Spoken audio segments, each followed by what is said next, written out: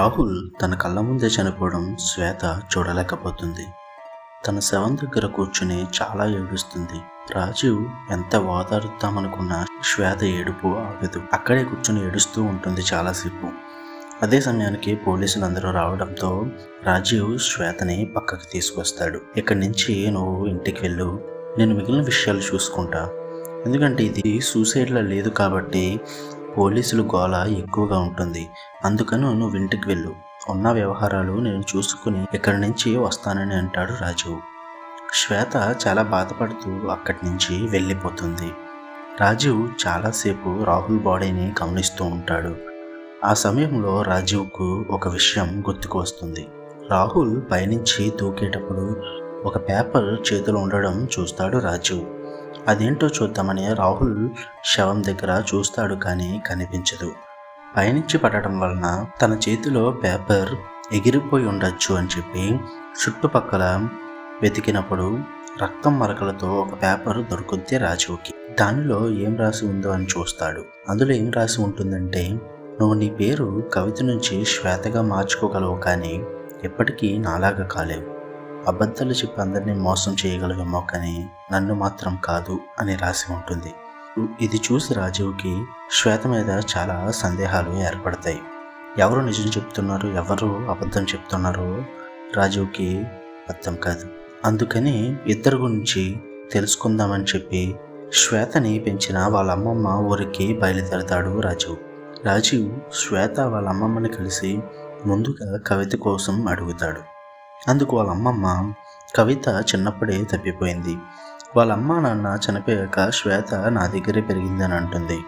అది విని రాజీవ్ షాక్ అయ్యి, అదేంటి చిన్నప్పుడు తప్పిపోయింది శ్వేత కదా, తనకు గుర్తుగానేగా కవిత తన పేరు మార్చుకుని శ్వేత అని పెట్టుకుందని అంటాడు రాజీవ్. అందుకు బామ్మ, ఏం మాట్లాడుతున్నావు, నీకు ఇది ఎలా తెలుసు, ఇదంతా ఎవరు చెప్పారు నీకు అని అంటుంది. అందుకు రాజీవ్ జరిగింది మొత్తం బామ్మకి చెప్తాడు. అది విన్న బామ్మ చాలా భయపడుతుంది. వెంటనే రాజీవ్ని ఒక సహాయం అడుగుతుంది. ఆ సహాయం ఏంటని రాజీవ్ అడిగితే బామ్మ అది రాజీవ్కి తన చెవిలో చెప్తుంది. రాజీవ్ అది విని బాగా భయపడి ఆశ్చర్యపోతాడు. బామ్మ రాజీవ్తో మరొక విషయం చెప్తుంది. బాబు రాజీవ్, నీకు శ్వేత పేరు వాడుకుంటున్న కవిత కోసం బాగా తెలియాలి అంటే ఊరి చివర శ్మశానంలో ఒక కాటికాపరి ఉంటాడు. అతని పేరు బసవయ్య. వెళ్ళి అతనిని కలిసి నా పేరు చెప్పి ఆ తర్వాత కవిత కోసం అడుగు, అతడు మొత్తం జరిగిందంతా నీకు చెప్తాడు అని అంటుంది. రాజీవ్ అది విని సరే అని చెప్పి బామ్మ దగ్గర నుంచి బయలుదేరి ఊరి చివర ఉన్న శ్మశానానికి వెళ్తాడు. అక్కడే ఉన్న కాటికాపరి అయిన బసవయ్యని కలిసి బామ్మ పేరు చెప్పి కవిత కోసం అడుగుతాడు. కవిత పేరు వినగానే కాటికాపరి అయిన బసవయ్య చాలా భయపడతాడు. ఒళ్ళంతా చెమటలు పట్టేస్తాయి. అది చూసి రాజు, ఏమైంది, ఎందుకు అంత భయపడుతున్నారు అని అడుగుతాడు. అందుకు బసవయ్య, అది ఒక పెద్ద కథ బాబు. కొన్ని సంవత్సరాల క్రితం కవిత, శ్వేత మరియు నా కుమారుడు రమేష్ ముగ్గురు ఒకే బడిలో చదువుకునేవారు. కవిత, శ్వేత అక్క చెల్లెళ్ళు. మా రమేష్ వాళ్ళతోనే రోజు స్కూల్కి వెళ్తూ ఉండేవాడు. అందువల్ల ముగ్గురు మంచి ఫ్రెండ్స్ అయ్యారు.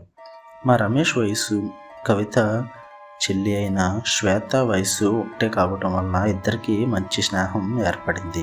కవిత కన్నా శ్వేత మరియు రమేష్లు ఇద్దరు బాగా కలిసిమెలిసి ఉండేవారు.